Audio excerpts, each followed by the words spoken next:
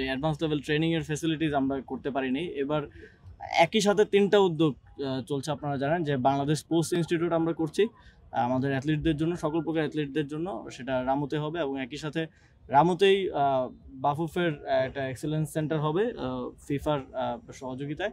এবং একই সাথে ক্রিকেটেরও একটা এক্সেলেন্স সেন্টার হবে হচ্ছে আমাদের পূর্বাচলের যেখানে স্টেডিয়াম হওয়ার কথা ছিল সেখানে, সো দ্যাট আমাদের প্লেয়ারদের, আপনারা মাঝে মধ্যেই আপনারাও নিউজ করেন যে প্লেয়াররা বা ট্রেনিং নিতে বা কোনো ক্লিনিক্যাল হেল্প নিতে দেশে বাইরে যেতে হচ্ছে, শ্রীলঙ্কা যেতে হচ্ছে, ইন্ডিয়া যেতে হচ্ছে বা অন্য কোথাও। তো সেটা আমরা দেশেই আমাদের ইনবিল্ট ওই ক্যাপাসিটিটা থাকবে। এবং advance level training, biomechanics, sports সায়েন্সে পৃথিবী অনেক এগিয়ে গেছে, সেখানেও আমরা রেস্ট অফ দ্য ওয়ার্ল্ডের সাথে কম্পিট করতে পারবো। এটা তো 1 বছরে 2 বছরে পৌঁছানোর বিষয় না, কিন্তু আমাদের পলিসিটা এমনভাবে নিতে হবে যাতে করে আমরা একটা সার্টেন টাইমে পৌঁছাতে পারি। এবং আমাদের স্পোর্টসে আসলে কোনো ভিশন নাই, আমরা স্পোর্টসে আসলে চলতে থাকি গাধার মতো, একদিকে যেতে থাকি যেদিকে দু চোখ যায় আর কি। তো স্পোর্টসে আমাদের একটা ভিশন সেট করা প্রয়োজন যে আগামী 10 বছরের মধ্যে আমরা কি অ্যাচিভ করতে চাই।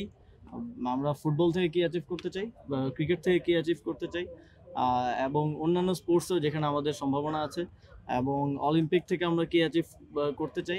একটা ভিশন সেট করে সেই অনুযায়ী আসলে কাজ করতে হবে। আমাদের ন্যাশনাল ভিশন থাকে যে ভিশন 41-31, কিন্তু স্পোর্টসে সেভাবে ভিশন থাকে না।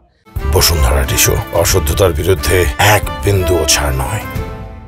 তো সেই জায়গাটায় আমরা ইতিমধ্যে কাজ করছি যে কোথায় কোথায় আমাদের সম্ভাবনা আছে, সেটা প্রপার একটা অ্যাসেসমেন্ট প্রয়োজন, এবং সেই অনুযায়ী আসলে টার্গেট করে ফোকাস এরিয়া নির্ধারণ করে কাজ করার প্রয়োজন। তাহলে আমার মনে হয় যে ফুটবলেও আমরা একদিন বিশ্বকাপের মঞ্চে পৌঁছাতে পারবো, ক্রিকেটও আমাদের বহুল আকাঙ্ক্ষিত ইন্টারন্যাশনাল ট্রফি নিয়ে আসতে পারবো, এবং অ্যাথলেটিক্সও আমরা অলিম্পিকের মতো জায়গায় কম্পিট করতে পারবো, ভালো কিছু দেশের জন্য নিয়ে আসতে। কয়েকটা জায়গা নিয়েই কথা হচ্ছিল, সেখানে আপনারা জানেন যে আনইন্টারাপ্টেড ল্যান্ড পাওয়াটা টাফ, টিলা থাকে বা থাকে, উঁচু জায়গা থাকে। তো সেই শেষ পর্যন্ত আমরা একটা জায়গায় লক করতে পেরেছি, 15 একর একটা জায়গা আমরা পেয়েছি, সেটা এখন ভূমি মন্ত্রণালয়ের প্রসেসিং আছে। সেটা আশা করি যে ফান্ড আমাদের এখান থেকে যাওয়ার মতো সিচুয়েশন হবে না, এর মধ্যেই আমরা কোলাবোরেশন উইথ বাফুফে, ভূমি মন্ত্রণালয়, অন্যান্য সংশ্লিষ্ট যারা আছে, আমরা এটা নিশ্চিত করতে পারবো।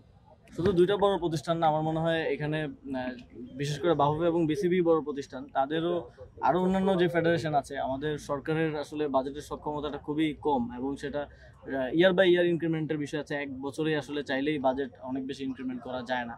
সেই জায়গা থেকে অলরেডি বিসিবি এটা শুরু করেছে। যেমন দেখবেন যে নারী ফুটবল দল যখন জিতে আসলো, বিসিবিও তাদেরকে একটা সংবর্ধনা দিয়েছে, তাদেরকে একটা পুরস্কার দিয়েছে, উপহার দিয়েছে। তো অন্যান্য ফেডারেশনগুলোর দিকেও, বড় ফেডারেশনগুলো, এই পুরো স্পোর্টস ইকোসিস্টেমটার মধ্যে একটা ভালো কোলাবোরেশন প্রয়োজন, যেটা আমি বলতে চাই। কারণ না হলে আমাদের যে ইকোসিস্টেমের কথা আমরা বলি, এটা তো একটা ভাস্ট আইডিয়া, এবং সবাইকে সবার সহযোগিতার মাধ্যমে সামনের দিকে এগিয়ে যেতে হবে আমাদের।